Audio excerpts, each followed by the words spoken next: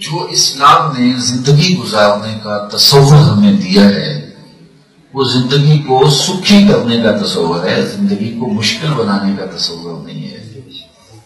دیکھیے یہ مائک ہے، اس کو آپ مارکیٹ سے خریدتے ہیں تو اس کے ساتھ ایک چھوٹی سی بک دیتے ہیں اس کو کیسے استعمال کرنا ہے۔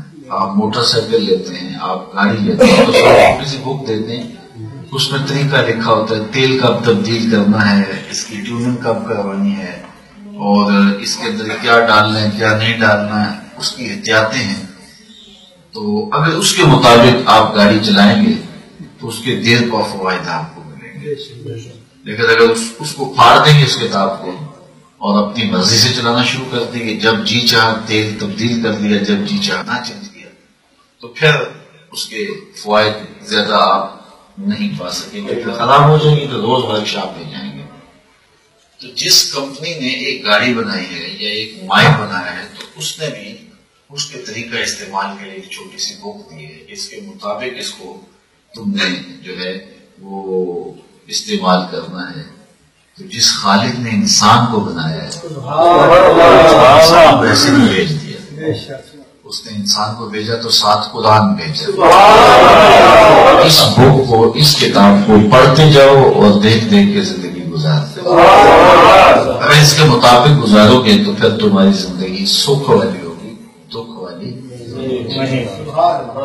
ہمارا پرابلم یہ ہے کہ ہم کئی کشتیوں کے سوار ہیں، ہم مشرقی تہذیب، مغربی تہذیب کی دلدادگی، خاندانی رسوم و رواج اور دین کے ساتھ بھی ہمارا تعلق بہت موجود ہے۔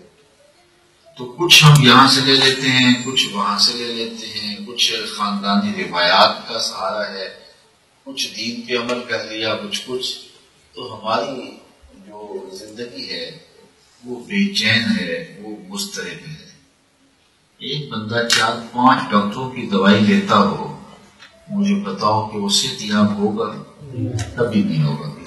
وہ صبح حکیم کی دوائی کھاتا ہو، دوپہر کو ایلوپیتھک ڈاکٹر کا نسخہ استعمال کرتا ہو، شام کو جو ہے وہ ہومیوپیتھک دوائی لیتا ہو، تو اس کی طبیعت میں بگاڑ آ جائے گا۔ اس وقت ہمارا مسئلہ یہ بنا ہوا ہے کہ ہم مشرقی کچھ رسوم کے پابند بھی ہیں، مغربی تہذیب کے دل دادا بھی ہیں اور بزدہ بھی ہیں، اور اسلام کے دامن سے بھی ہم جو ہے وہ وابستہ رہنا چاہتے ہیں۔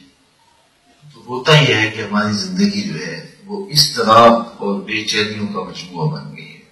ہم سمجھتے یہ ہیں کہ ہم مسلمان ہونے کے باوجود سکھی کیوں نہیں ہوتے، ہماری زندگی اچھی کیوں نہیں ہوتی، اور ہم کافر ہیں، یہ کافر ہونے کے باوجود اتنی آسودہ زندگی کیوں گزارتے ہیں۔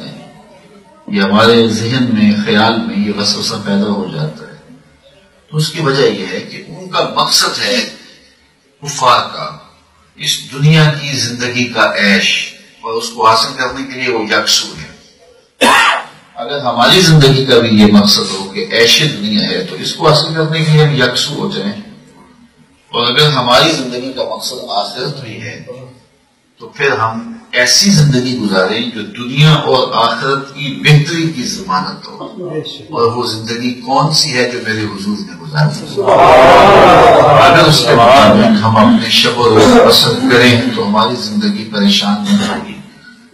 ہم مجموعہ اسناد ہیں، مختلف تہذیبوں کا مرکب بن گئے ہوئے، جس کی وجہ سے آج ہم بے چین بھی ہیں، مضطرب بھی ہیں، اپنی اولادوں کے حوالے سے بھی پریشان ہیں، خود بھی پریشان ہیں۔ تو ہمیں یکسو ہونا چاہیے۔ اس چمن میں پیروے بلبل ہو، یا تلمیذ گل، یا سراپا نالا بن جا، یا دوا پیدا نہ کر۔ تو یا ادھر یا ادھر، لیکن ہم جو ہیں وہ کبھی ادھر اور کبھی ادھر، اور زندگی ہماری اضطراب میں ہے، زندگی ہماری بے چینیوں کو مجموعہ بن گئی ہوگی۔ تو ہمیں فلاح چاہیے جو ہر شخص کی زندگی کا مقصود ہے۔ اب اس کا تصور کیا ہمارے ہاں فلاح کا، دنیا کی بھی فلاح اور آخرت کی بھی فلاح، اور یہ دنیا اور آخرت ان دونوں کو بہتر بنانے کے لیے ہمیں جو ضابطۂ عمل دیا گیا ہے وہ دین ہے۔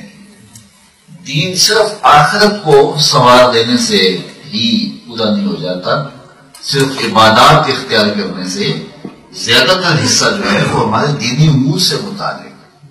ہم یہ سمجھ لیا کہ ہم نے داڑھی سیدھ رکھ لی، ہم نے سر پہ پگڑی باندھ لی اور ہم پنجگانہ نماز پڑھنے لگے تو ہم دیندار بن گئے۔ ہمسایوں کے ساتھ ہم کیسے ہیں ہم اس پہ غور نہیں کرتے۔ ہم رشتہ داروں کے ساتھ رویہ کیا رکھے ہوئے ہیں، ہم اپنے کاروبار میں کس طرح کے ہیں، ہمارا طرز زندگی کیا ہے، ہمارا انداز معاشرت کیا ہے، ہم جو ہے وہ کسی شخص کے لیے اذیت اور ضرر کا سبب تو نہیں ہے، تو اس کو ہم اس طرح نہیں لیتے جس طرح ہم دین کے اس حصے کو لیتے ہیں۔ مجھے اور آپ کو جو ہے وہ بیلنس کرنا چاہیے۔ کچھ لوگ حقوق العباد کی بات کرتے ہیں اور وہ عبادات کی نفی کر جاتے ہیں، اور کچھ عبادات پہ اتنا زور دیتے ہیں کہ جو باقی معاملات زندگی ہیں تو اس کا جو ہے وہ عملی طور پہ ہم انکار کر جاتے ہیں۔ تو زندگی ہماری ایسی گزرنی چاہیے کہ ہم مسجد میں ہوں تو اچھے مسلمان ہیں، بازار میں ہوں تو اچھے مسلمان، ہم ایک مومن کے ساتھ جو ہے وہ معاملہ زندگی کا کر رہے ہوں تو ایک اچھے مومن ہوں، اور ایک کافر کے ساتھ ہمارا کوئی معاملہ ہو، ہمارا کوئی وحدہ ہو، ہمارا کوئی انداز ہو، تو اس میں پتہ چلے کہ مومن کی شان یہ ہوتی ہے۔